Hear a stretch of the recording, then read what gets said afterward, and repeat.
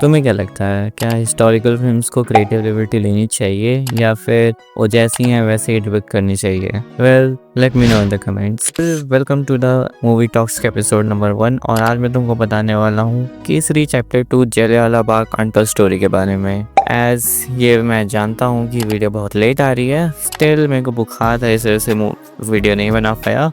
वैसे मूवी 18 अप्रैल को आ गई थी और 22 अप्रैल को मैंने इसे देख ली थी। अब बस तुम लोगों को बताना बाकी है। एज मूवी एक कोर्ट रूम ड्रामा जॉनरा के अंदर आती है और यहाँ पे हमको दिखाया भी जाता है case about O Dawar versus C Shankaran Nair के बीच में, जहाँ पे सी शंकरन नायर प्रूव कर रहे हैं कि जलियांवाला मैसेकर एक प्री प्लान जेनोसाइड था जनरल डायर का, एंड ब्रिटिश एम्पायर उनको डिफेंड कर रही है जनरल डायर को। एज अगर मूवी को देखा जाए तो समझ में आता है कि केसरी 1 की तरह ये एक्शन पे निर्भर ना करके थोड़े इमोशंस को दिखाती है, जैसे कि फियर, रश और पेन जैसे इमोशंस, जिस वजह से कैरेक्टर को जितने भी बेट्रियल और जस्टिस के लिए लड़ाई करता है उसमें शायद मेरे को मूवी थोड़ी शॉर्ट लगी। ऐसा इसलिए भी हो सकता है क्योंकि मूवी बेसिकली एक कोर्ट रूम ड्रामा होने के बाद भी उसका रन टाइम इतना छोटा था कि मैं ढंग से हियरिंग्स को समझ भी नहीं पाया कोर्ट्स की। बेसिकली मूवी की लेंथ थोड़ी छोटी थी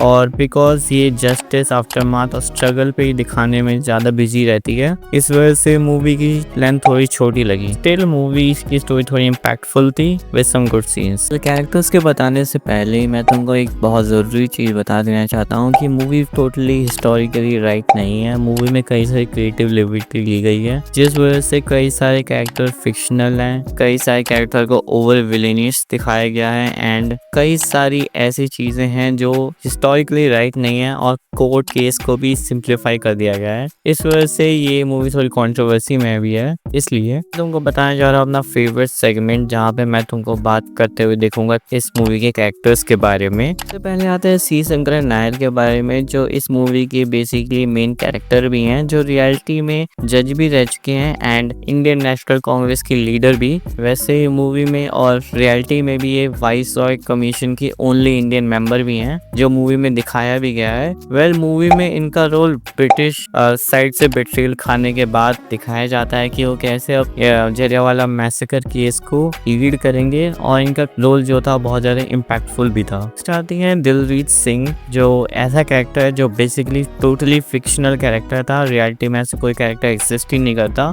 एज मूवी में भी इनका रोल बस एक सपोर्टिंग कैरेक्टर था, जहाँ पे वो मोटिवेट करती है सी शंकरन नायर को एंड हेल्प करती है इन्वेस्टिगेशन ऑफ मैसेकर की। मैकिनली एक और फिक्शनल कैरेक्टर जिनको एज अ राइवल दिखाया जाता है नायर के खिलाफ। वैसे इन रियलिटी ये टोटली फिक्शनल नहीं कह सकते, बट इस बात को कहना कि वो एक हाफ इंग्लिश और हाफ इंडियन थे ये तो गलत था, एज वो एक ब्रिटिश ऑफिसर थे जो टोटली इंग्लिश मैन थे। वेल, मूवी में इनका रोल एज अ राइवल ही दिखाया जाता है जो अपोजिशन में काम करता है सी शंकरन नायर के। तो आते हैं परकस सिंह पे, जो एक फिक्शनल कैरेक्टर है अगेन, जिसका रोल बस सी शंकरन नायर को केस लड़ने के लिए मोटिवेट करना था। एट द एंड आते हैं जनरल डायर पे, एंड नॉट ऑफिशियली बट उस कैरेक्टर को एज अ हिटलर दिखाने की कोशिश की गई थी, क्योंकि कई जगह ऐसा दिखाया जा रहा था जिसको ओवर विलेनिश कंसिडर करने के लिए। वेल, वो टोटली रॉन्ग नहीं था पर स्टिल थोड़ा सा रॉन्ग था। आते हैं एक ऐसे पार्ट पे जहाँ पे शायद मैं अपना ओपिनियन तुम्हें दे सकूँ, तुमको अच्छे से समझा सकूँ कि चीज़ें कैसे चल रही हैं।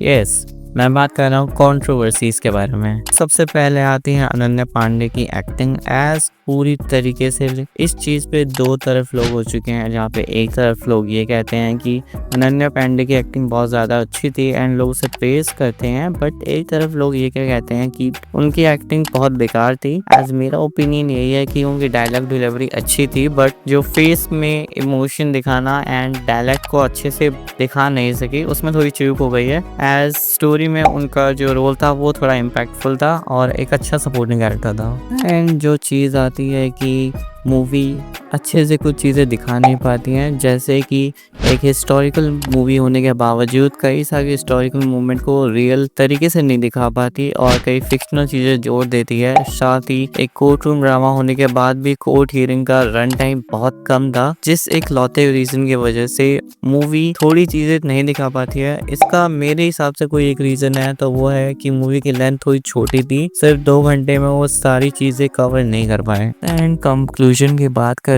तो मूवी एक लोअर हैंड रखती है अपने competitor the waking of a nation से। एज सीरीज और इस मूवी में दोनों में ही कई फिक्शनल कैरेक्टर्स दिखाए गए हैं, still the waking of a nation more historically accurate है। वेल, अगर जो मूवी की बात करें तो मूवी थोड़ी अच्छी है और गुड इनफ टू वॉच है। इसमें तुम ऐसे कोई एक्सपेक्टेशन नहीं रख सकते कि मूवी कुछ ज़्यादा ही अच्छी होगी। स्टिल मूवी बहुत अच्छी है एंड एट द एंड इस मूवी ने इंडिया में 46 करोड़ अभी तक कमा लिए हैं एंड वर्ल्ड वाइड 87 करोड़ कमा लिया है बिकॉज ऑफ कनाडा। तो वीडियो खत्म हो चुकी है। अगर तुमने वीडियो को यहाँ तक देख लिया तो वीडियो को लाइक कर देना और अपना कोई ओपिनियन है तो उसे दे सकते हो, और मूवी को देख रखा है तो तुम्हें कैसी लगी ये भी बता देना। सो दैट्स सो सेम्पाई, तब तक के लिए बाय।